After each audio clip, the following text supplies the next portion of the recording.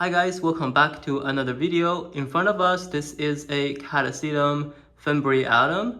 This is just drop dead gorgeous. Look at it. And look how big the flowers are from, tip to tip.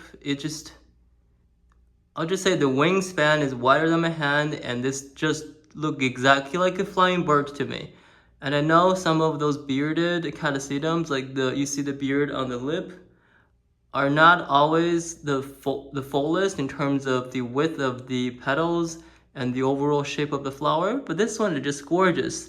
The only thing is that it's supposed to be a little bit more colorful. I'll get to a hypothesis I had as to why it is less colorful, but on top of everything, this is just gorgeous. This is such a pretty flower, and it also smells great. I know Catasetums, they usually smell, but they are not the most intensely fragrant flowers, but this one smells so unique, so nice, and a little bit gingery, very minty as usual, but as of many Catasetums, and a little medicinal, but also just refreshing. It's really hard to describe the scent, but it's amazing.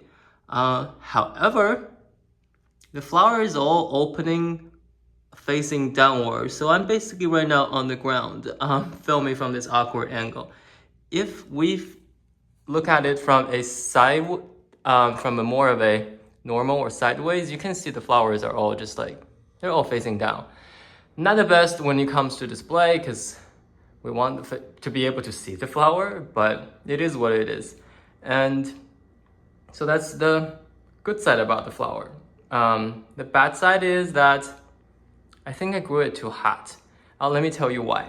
So I got this plant a couple of years ago, and the first time, I think 2 years ago. And last year it was spiking, and I was moving to Southern Arizona, and the spike boarded during transit. And this year it grew again, but you can see the new pseudobulb is not as big as the old one, and the leaves are big but they're droopy, and the flowers are not as numerous as supposed to be.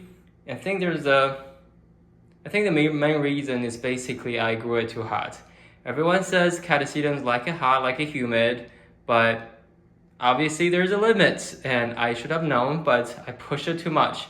It was, over 95 Fahrenheit, over, I don't know what that is in Celsius, or over 35 Celsius outside a lot, and it was not doing its best. I have a bunch of other Catasetinae, and some of them are doing better than the others, but in general, I think, probably 90 to 95 Fahrenheit should be considered a more or less upper limit, especially if it's not very humid outside or wherever it is for growing Catasetinae. So because of that, the flower isn't as numerous, the plant isn't as strong as I hoped, but now I've learned. Next year, maybe I'll just grow them inside or figure out a way so that they're not roasted outside in the dry heat. But the good thing is that there's no spider mites. None.